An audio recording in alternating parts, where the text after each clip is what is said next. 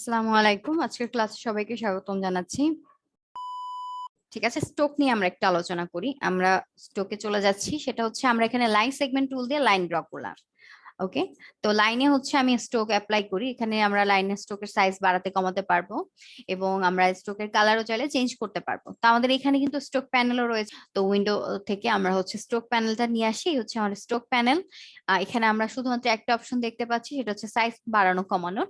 আমি যদি এই যে সাইডে অপশনটা ক্লিক করি তাহলে শো অপশন আসবে। এখানে আমরা অপশনগুলো দেখতে পারবো স্ট্রোকের।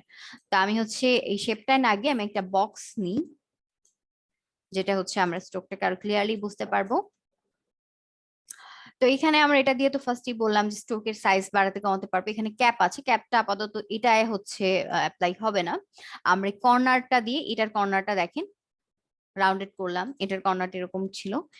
এই একটা ভিউ আমরা তিনটা ভিউ কর্নারে চেঞ্জ করতে পারি। ঠিক আছে, তারপরে যেটা আছে সেটা হচ্ছে আমরা এটা দিয়ে দেখতে পাচ্ছি সেন্টার থেকে। ঠিক আছে, তারপর যেটা আছে সেটা হচ্ছে ভিতরে আমার স্ট্রোকটা পড়বে, তারপর একটা বাইরে। ঠিক আছে, আমাদের যেটা সঠিক সেটা হচ্ছে সেন্টারেরটা আমরা সবসময় সেন্টারে রাখবো। তারপর নিচে রয়েছে ড্যাশ লাইন। ওকে, ড্যাশ লাইনটা অ্যাকচুয়ালি কি, আমি যখন ড্যাশ লাইনে ক্লিক করলাম আমরা বিভিন্ন ফর্ম ফিল আপ করার সময় যেরকম লাইনগুলো দেখতে পাই, সেই লাইনগুলো চাইলে আমরা এখান থেকে ক্রিয়েট করতে পারবো।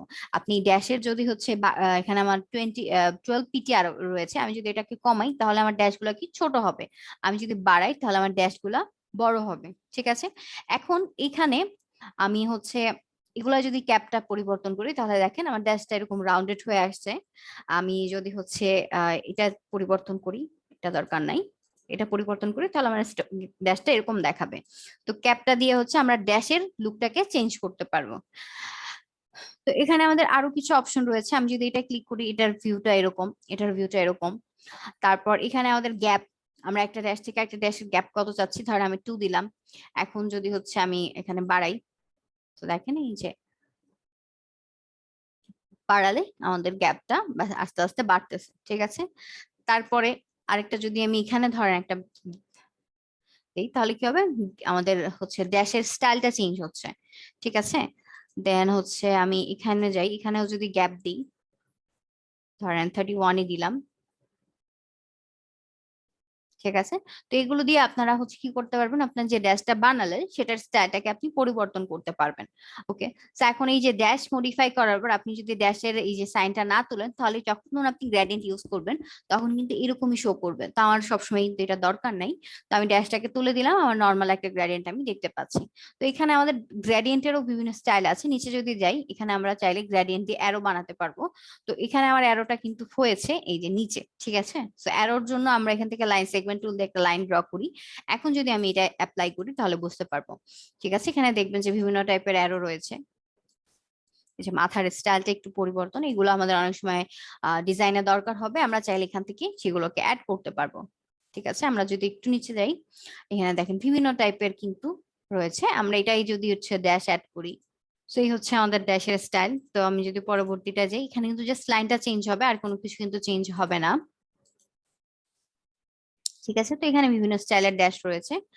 আবার এখানেও কিছু অ্যারো রয়েছে, রাইট অ্যারো, লেফট অ্যারো, তো আপনারা এগুলো দিয়ে করতে পারবেন।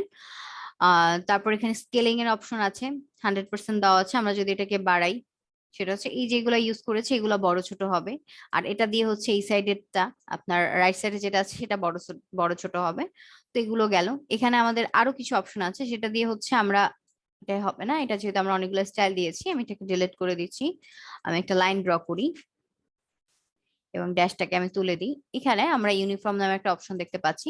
তো এখানে আমরা যে গ্রেডিয়েন্ট, সরি, যে স্ট্রোকটা আমরা ইউজ করেছি সেই স্ট্রোকের আমরা একটা স্মুথ লাইন দেখতে পাই ইউনিফর্মে, বাট স্মুথ লাইন ছাড়াও এখানে আমরা চাইলে বিভিন্ন ধরনের স্টাইল অ্যাপ্লাই করতে পারবো। ঠিক আছে, এগুলো চাইলে এটা দিয়ে নিয়ে আসতে হবে এরকম না, আমাদের এখানেও রয়েছে। ঠিক আছে, এখানে আমাদের বেসিক লাইন রয়েছে, বেসিক লাইনের মধ্যে আমাদের অনেক কিছু রয়েছে, এগুলো চাইলে আমরা অ্যাড করতে পারবো। তো এটা যে সবসময় লাইনের মধ্যে হতে হবে এরকম কিছু না, আপনি যদি একটা শেপ স্ট্রোকে নেন সেটাও চাইলে এগুলোকে আপনি অ্যাড করতে পারবেন। ঠিক আছে, ঠিক আছে, তো এই গেল আমাদের স্ট্রোক নিয়ে ডিটেলস আলোচনা।